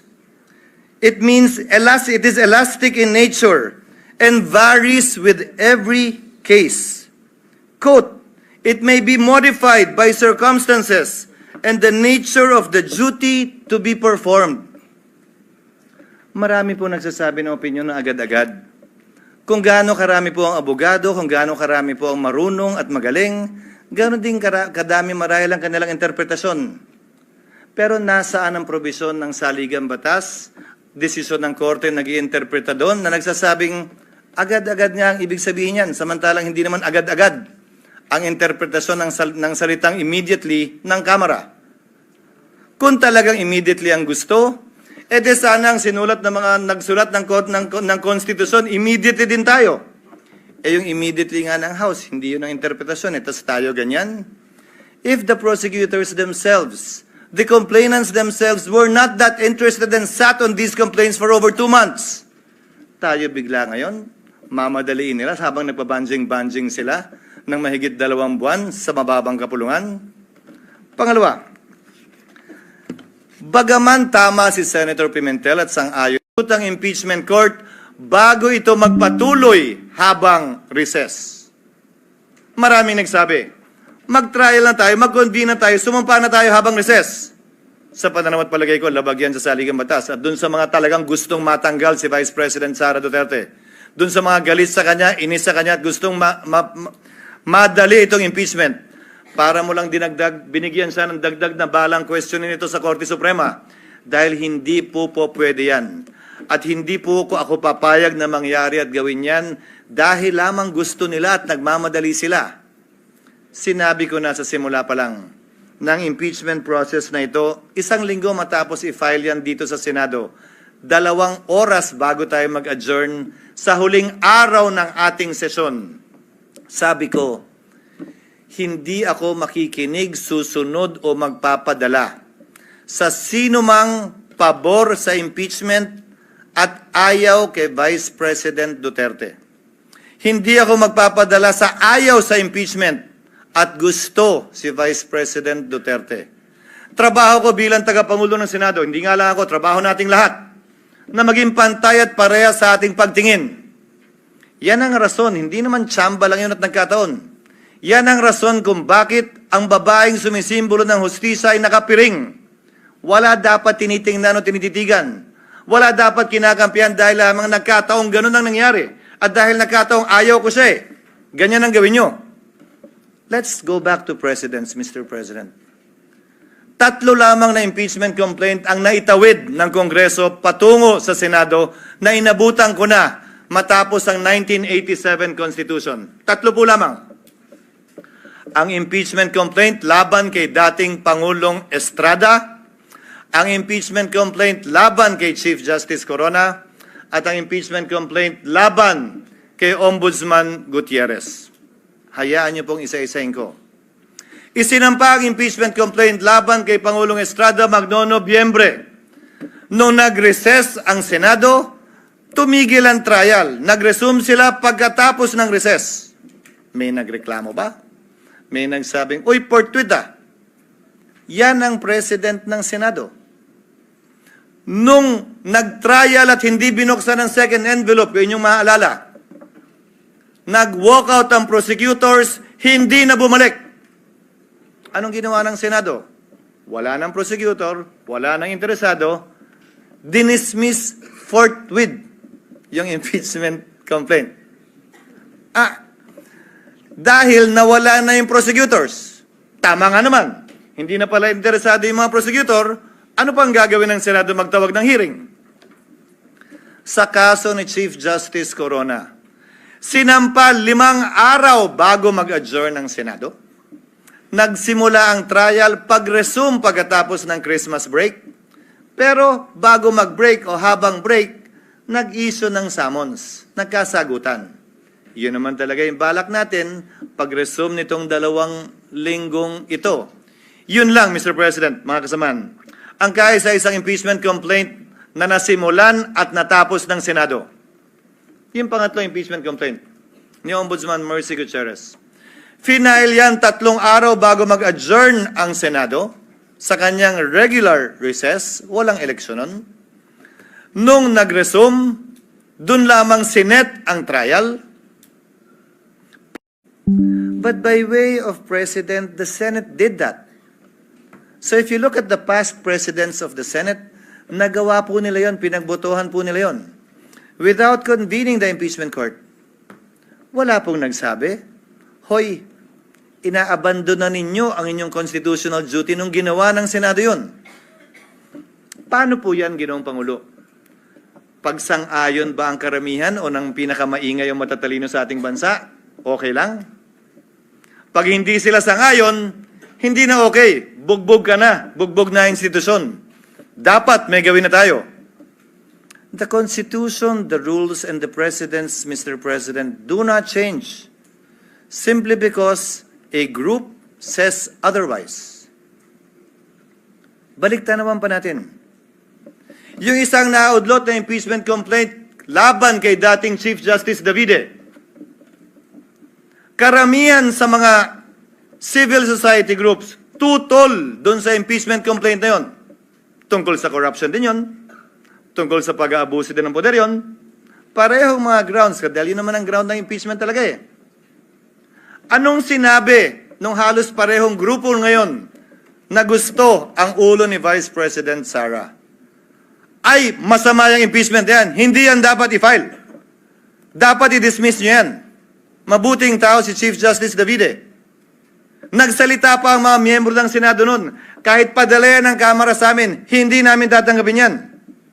Sinabi din po ng Senado noong mga panahon yun. At saka busy kami sa budget. Kailangan muna namin unahin yan bago yan. Babalik ko ang katanungan. Nagbabago ba? Depende kung sinong may gusto. Hindi ba dapat kung ano yung pamantayan at batayan kaugnay ng impeachment complaint, sino man ang nasasakdal? Pareho at parehas ang pagtrato natin. Ngayon, kaugnay ng kasalukuyang impeachment complaint, nakalagay po sa rules ng Senado, ang impeachment proceedings dapat i-refer sa Committee on Justice. Ang ginawa ng Senado, bagaman pareho ang rules natin na bahagi ng ating President, ni-refer sa Committee on Rules na siyang naging hudyat para buuin ang impeachment court. Sa Estados Unidos kung saan natin kinopya ang karamihan ng mga provision ng ating impeachment rules, ang mga miyembro ng Kamara na nag-hire ng impeachment o mga prosecutors, sila ang nagbabasa niyan. So, nung nakita po namin sa parte ng Secretariat, yung President na yon, nung nakita po namin yung provision na dapat sa Committee on Justice i-refer, sinuggest namin na basahin yung articles of impeachment ng prosecutors mismo. Sa Senado, hindi pa sa Korte. Para magsilbing hudyat yon ng pag-convene ng impeachment court at panunumpa ng mga judges ng impeachment court. Yun po sana ang nakatalagang gawin sa June 11. Nasabi po ni Senator Villanueva, ano nga ba ang pagkakaiba? June 2, June 3, June 5, June 4, June 9, June 10, June 11. Kung susundan natin ang ginawa ng mga ibang impeachment, dun sa nagsasabi na may mga private prosecutor naman na i-appoint ang Kamara. With the principal goes the agent because the authority of the principal ceases by June 30. So, napag-usapan, tatawid ba ito? Tatawid ba ito sa susunod na Kongreso? Kung gaano rin karami siguro ang senador, ganong karami din ang opinion. Kung gaano karami ang abogado, ganong karami din ang magaling nilang basehan kung tatawid nga ba o hindi. My position is that it will. Mr. President, Your Honor, allow me to read a portion of the deliberations of the Constitutional Commission on this matter. Delegate Aquino, because I would proceed, quote, from settled jurisprudence that impeachment proceedings are essentially judicial in nature, such that it follows that when the legislative chamber undertakes these proceedings, it sits as a court of justice, and therefore, it is not bound by the rules of legislative sessions. It cannot adjourn. Assuming that the session is adjourned, impeachment proceedings should not in any way be affected by the adjournment of the session. Delegate Romulo. That is not precluded from our proposal. If the Commissioner wants to make it explicit and to suggest amendments to that effect, I suppose I would not object. Our thinking is that if the Commissioner's premise is that it is like a court of justice, maybe an adjournment of the hearing will certainly not preclude it from continuing the proceedings on some other day. In other words, it could not lose jurisdiction just because of adjournment. Add to that, Mr. President, what the minority leader said during earlier sessions we've had. Hindi porkit pinalitan yung judge, dismissed agad lahat ng kaso at magsisimula uli. Ang prinsipyo pa ng batas na nagsasabing anumang sinimulan, dapat lamang tapusin. Plus ang president natin, kaugnay sa SET, na tumatawid yung kaso sa SET, bagaman nagpalit ng Kongreso, bagaman nagpalit ng mga miyembro ng Senado at maestrado ng Korte Suprema. Now, allow me to state a few more things before I yield the floor. Mr. President, Congress, in my mind, compliances need to be made in order for this to be done. As a last point, Mr. President, Your Honor, oo nga po at marami nagpapahayag na opinyon at maraming sinasabi laban sa Senado at higit pa sa sinumang miyembro ng Senado laban sa inyong lingkod. But I consider that as part of the burden of leadership, Mr. President, Your Honor. Bahagi yan ng trabaho bilang tagapangulo ng Senado na balikatin kung anumang pagsubok, anumang pasanin, anumang patutsada na ibabato sa Senado o sa tagapangulo ng Senado kaugnay ng ginagawa o di nito ginagawa. Pero alalahanin din sana ng ating mga kababayan, bagaman karapatan nilang sabihin at magsabi ng kanilang nasa sa loob, tulad ng paggalang na ginagawa natin sa mga nagpapahayag ng kanilang opinyon sa labas lamang ng Senado. Para po sa akin, lahat po ito ay welcome at respetado ko dahil sa isang demokrasya, importante ang malayang pagpapahayag ng opinyon. Sa isang demokrasya, Ginoong Pangulo, hindi naman pwedeng nagkakasundo tayo sa lahat ng bagay. Sa isang demokrasya, tama lang, okay lang at dapat lang na magkakaiba tayo ng pananaw basta't hindi tayo nagsasakitan, basta't hindi tayo nag-aaway o dumarating sa punto na magkakasakitan. Malaya tayo makakapagdebate pero sa dulo, tulad lamang ng nakarang eleksyon, pagbobotohan po natin ito at ito'y masesettle sa pamamagitan ng botohan. Sino man ang manalo sa botohan, hindi nangangahulugang tama. Sino man ang matalo, hindi nangangahulugang mali. Iyon ang gusto ng nakararami. Gayon din sa mga opinyon na inihahayag sa ngayon. Hindi porkit yan ang tingin ninyo, tama na kayo. Hindi porkit na hindi sang-ayon ang ibang tao sa inyo, mali na sila. Hindi po ganun yun. That I am not, or anyone here in the Senate is not on your side, does not mean that they are wrong and you are right. Only history will be the judge of that. Kaugnay naman ng mga legal na opinyon. Dapat ganito, dapat ganyan, ito ang forthwith, dapat ngayon na, dapat bukas, pwede sa Miyerkules. Ang pwede lamang po naman magpasya ng legalidad niyan ay ang Korte Suprema. Hanggat hindi po nangyayari yan. Malaya tayong pwedeng magdebate. Senator Tulfo earlier, at some point in time, we will have to put this to a vote. And as I believe, we will put this to a vote in the next few minutes. Hiling at dalangin ko. Ano man ang maging resulta na ninanais ng mas nakararami, galangin ng kada at bawat miyembro ng Senado. Dahil sa dulo, tagapangulo man ako ng Senado, batikang senador ka man o baguhan, tigi-tigisa lang po tayo ng boto. Pantay-pantay po tayo pagdating sa kapasyang ito. Maraming salamat po sa inyong pasensya, sa oras at paumanhin kung medyo mahaba-haba po ng konti ang aking mga sinambit na salita. Salamat po at salamat sa pasensya at sa oras na binigay ng ating Minority Floor Leader. Maraming salamat, ang Pangulo natin Senado, punong mayorya, Majority Leader.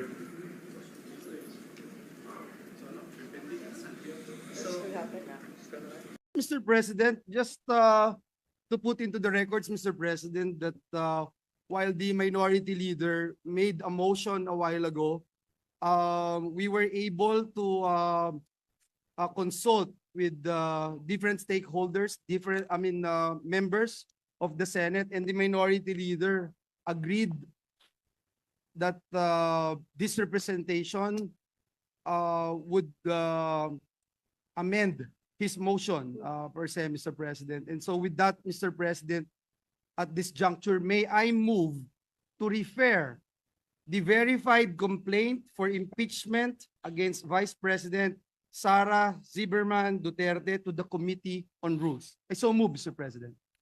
Any objection? Hearing none. The motion is approved. Thank you very much, Mr. President. Mr. President, in view of the referral of the verified complaint, may I respectfully move that the Senate President take his oath as presiding officer. So move, Mr. President. What is the pleasure of the Honorable De La Rosa? Mr. President, just for a clarification, is it correct to assume that though the Senate President takes his oath today, and as you said, the members will be taking their respective oath tomorrow, but the impeachment court is not yet convened, and it is going to be convened on Wednesday, June 11. Am I correct, Mr. President? For the record, just for the record. What does the movement say? Yes, Mr. President, the distinguished gentleman from Davao and Bohol is correct, Mr. President. Thank you, Mr. President. That is the intention of the movement, Mr. President. What is the pleasure of the Honorable Mr. President, Pimentel? just to complete the thought of the You may proceed, sir. just to complete the thought of the latest motion of Senator Villanueva, it should as the presiding officer of the impeachment court. Sige. And then, with the convening, Mr. President, I think tomorrow when we take our oath, we are convened as the impeachment court. So I don't know. That's my technical understanding, Mr. President, because the presiding officer will now call the impeachment court to session, and then the members will now take their oath as senator judges. So that is already convening the court as far as this representation is concerned.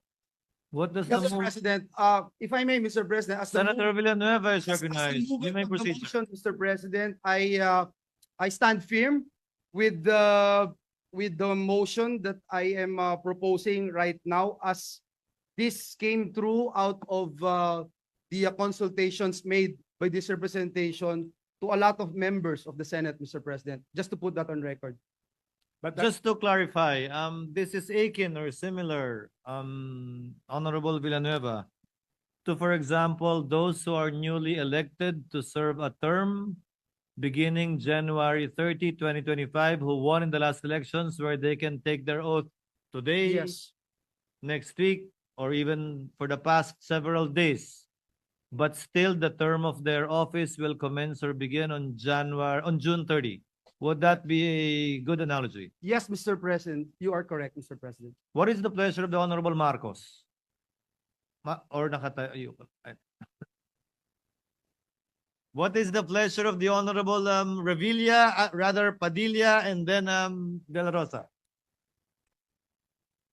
Ginoong Pangulo, gusto ko lamang pong malinawan sa salitang Tagalog na ang hudyat po ng ating mahal na kapatid na Senator Joel Villanueva na kayo po ay mag-oath. Hindi po ibig sabihin na tayo po ay naguhubad na ngayon ng sombrero ng pagiging legislative body, kung di tayo po ay hindi pa rin korte. Gusto ko lamang pong linawin. Tama po, Ginoong Pangulo, ang binigkas ng ating kapatid Senator Robin Hood Padilla na hindi po natin hinuhubad ang ating sombrero bilang legislative body ng Senado, at hindi po tayo nagko-convene as an impeachment court. Maraming salamat po. Yun lamang po, Ginoong. Honorable De La Rosa and then the Honorable Tolentino. I just would like to be clarified, Mr. President. If it follows that after all the members of this body have taken their oath, it would automatically trigger the convening of the impeachment court. Therefore, I move that we make our oath on the 11th, Mr. President, as originally scheduled. Mr. President, if I may, Mr. President. Senator Villanueva. To just clarify, Mr. President, the motion is for the Senate President at this time. The motion at hand is that the Senate President would take his oath as the presiding officer of the impeachment court. The next motion that we agreed upon a while ago is for the members of the Senate, the senator judges, to take their oaths, Mr. President. But just the same, Mr. President, let me emphasize again, whether today or tomorrow's oath taking, this representation was made to believe that we are not yet convening as a court. Okay, Mr. President. And we are to convene the impeachment court on Wednesday, June 11. I agree, Mr. President. That is the Senator Tolentino. Just to further clarify, Mr. President, the impending oath of the Senate President is, if I'm not mistaken, and the movant can clarify this, pursuant to Resolution 39, Section 3 of our rules, which states, and I quote the pertinent provision, the President of the Senate shall preside in all other cases of impeachment, and for that purpose be placed under the prescribed oath or affirmation by any person authorized by law to administer an oath. The same, the same, Mr. President, is pursuant to the constitutional command under Article 11, Section 3, paragraph 6, that when sitting for that purpose, referring to the impeachment, the senators shall be on oath or affirmation. Is that the correct clarification, interpretation, if I may ask the movant, Mr. President? What does the movement say? Yung po bang panunumpa ngayon ng ating Senate President ay sang-ayon sa Resolution number 39 patungkol sa impeachment proceedings at sang-ayon din sa Article 11, Section 3 patungkol po sa panunumpa ng Senate President at lahat ng senador kung magbubukas ang isang impeachment trial court. Yun lamang po. Yes, Mr. President. Mr. The answer is in the affirmative, Mr. President. Thank you, Mr. President. Thank you, Mr. President. We can, Senator Pimentel is recognized. since we are debating on the nature of the third motion, actually, we're still on the second motion. Kaya nga. So, maybe if we can wait for the third motion and then revive this topic, Mr. President. I have no problem with that, Mr. President. And so I moved for the previous motion, Mr. President. The previous motion to the Senate President. And to take his Senator oath. Coco, you have no objection as to the clarification made by Senator De La Rosa earlier with respect to the second motion.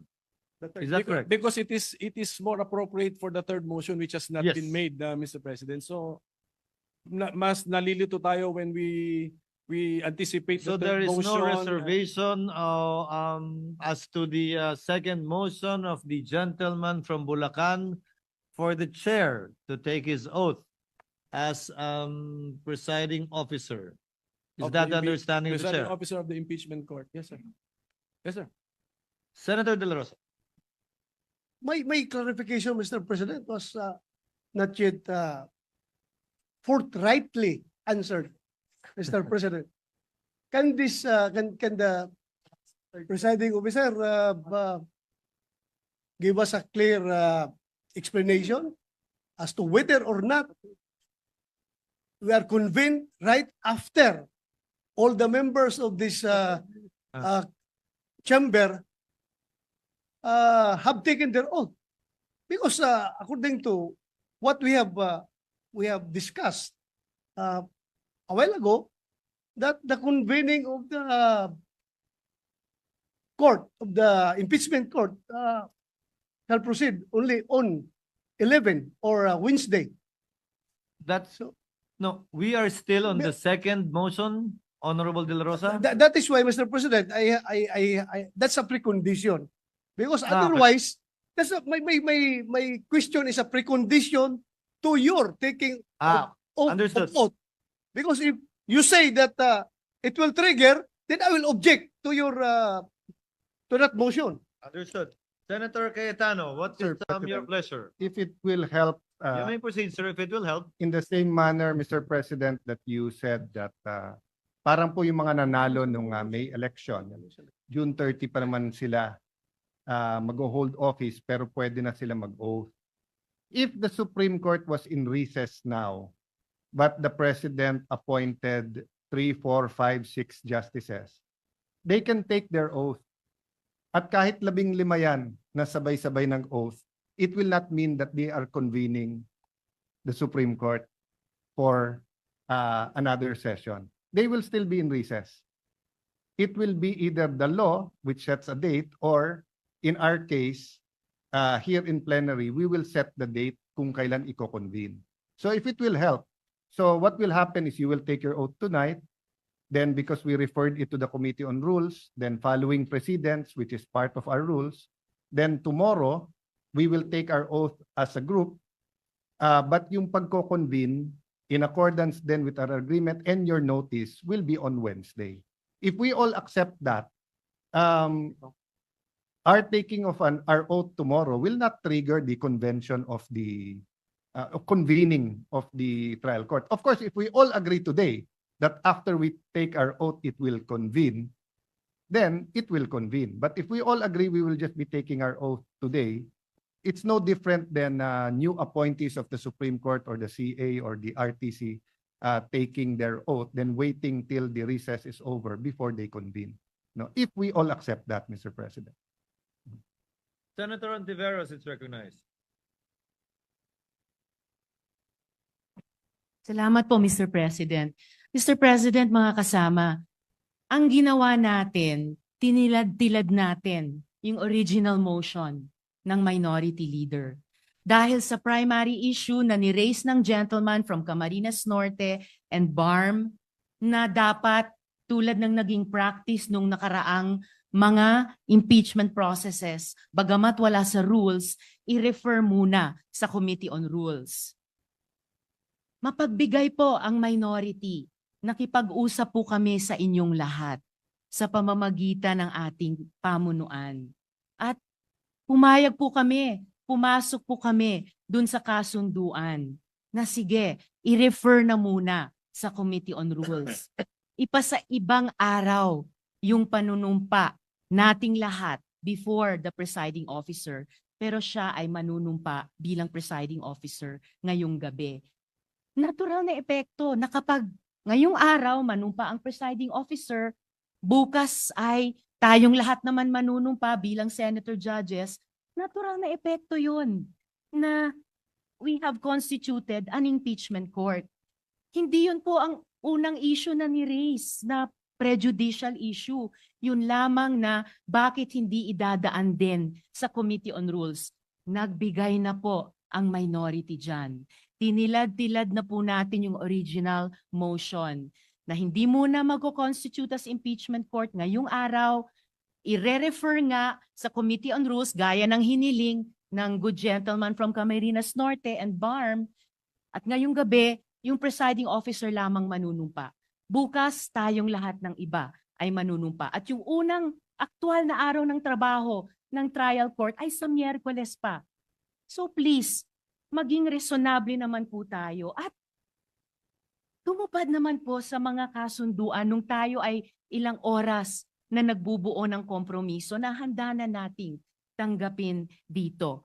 Tumupad na kami dun sa prejudicial concern na idaan muna sa Committee on Rules at iisa lang ang manunumpa ngayong gabi. Bukas, tayong lahat ng iba. There is no harm na nag-convene na tayo bilang korte bukas dahil wala pang gagawin ang korte bilang korte sa Miyerkules pa po. So I am appealing to the plenary, i-uphold naman natin yung pinaghirapan nating compromise nitong nakaraang 2 araw na tumupad dun sa unang issue na ni-raise ng good gentleman from Camarines Norte at BARM. Please lamang po mga kasama, palihog mga kauban. Salamat, Tabi, Mr. Thank President. you, Senator Ontiveros. Senator De La Rosa is recognized. Actually, Mr. President, the majority is kind enough para pagbigyan yung pakiusap ng minority.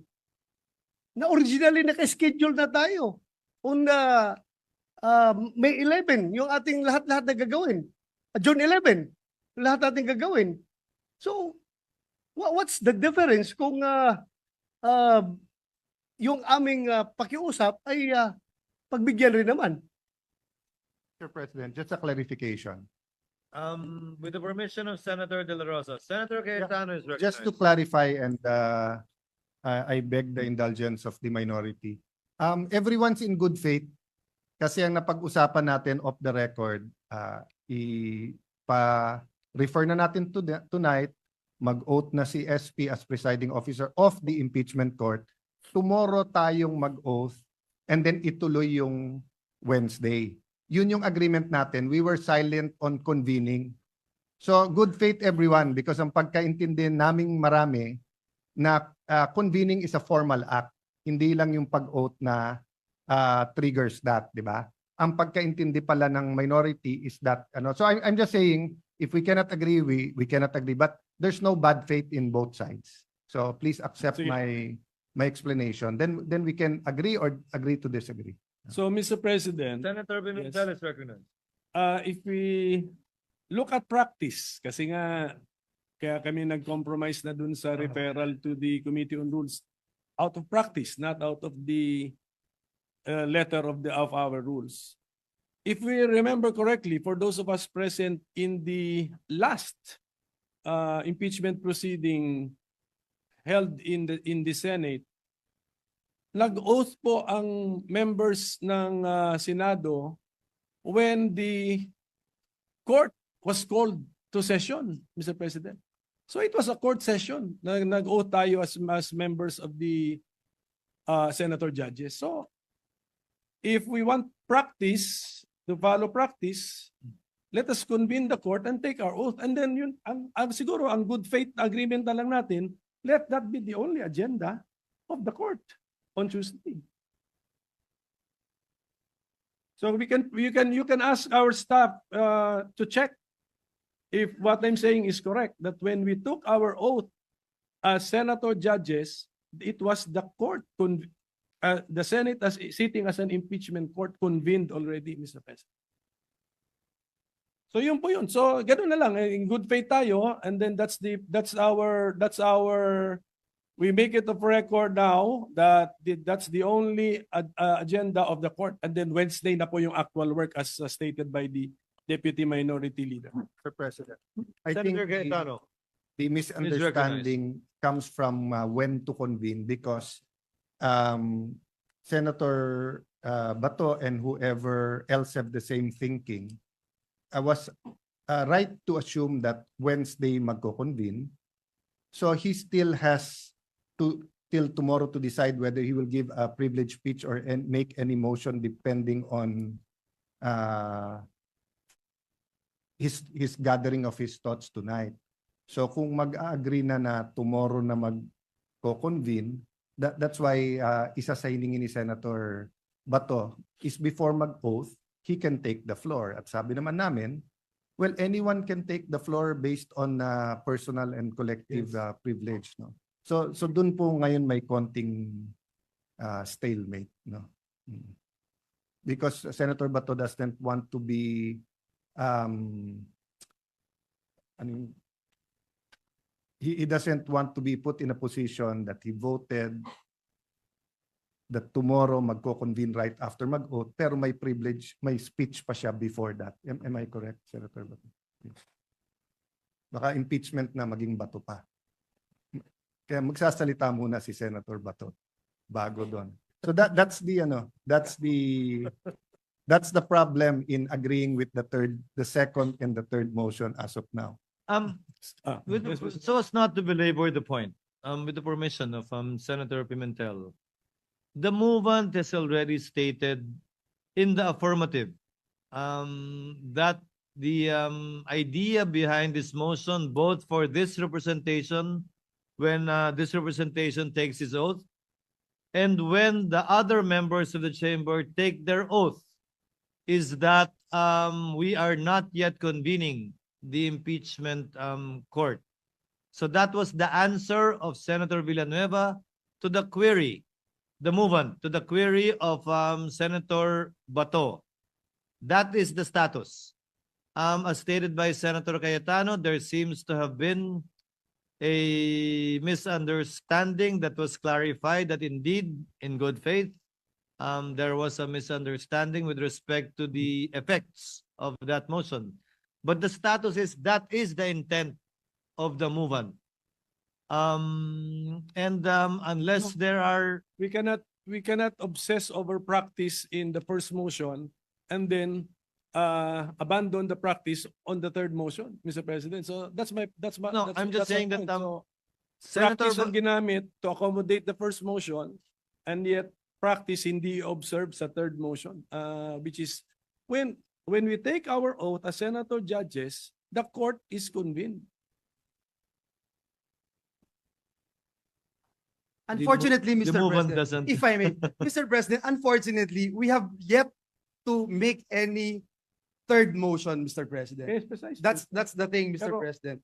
I think So Senator De La Rosa has connected his vote on the second motion to Yes. the upcoming anticipated third motion, Mr. President. and when this representation was asked, I already I already responded, Mr. President, that upon consultation with members of this August chamber, that was the agreement, Mr. President. Again, to settle the issue, to abbreviate the proceedings as well, given the response of the Honorable Villanueva to the query of Senator Bato, and given the reservations of the Honorable Pimentel, do I take that as an objection to his second, or do you want to reserve the objection to the third motion? Because he already has answered.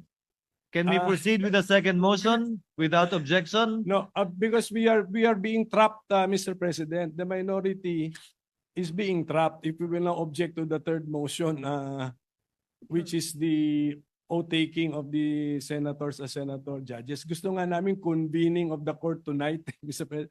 This is the product of an attempt to compromise the pending motion, Mr. President. So, with that, Mr. President, can we request for a minute suspension? Session is suspended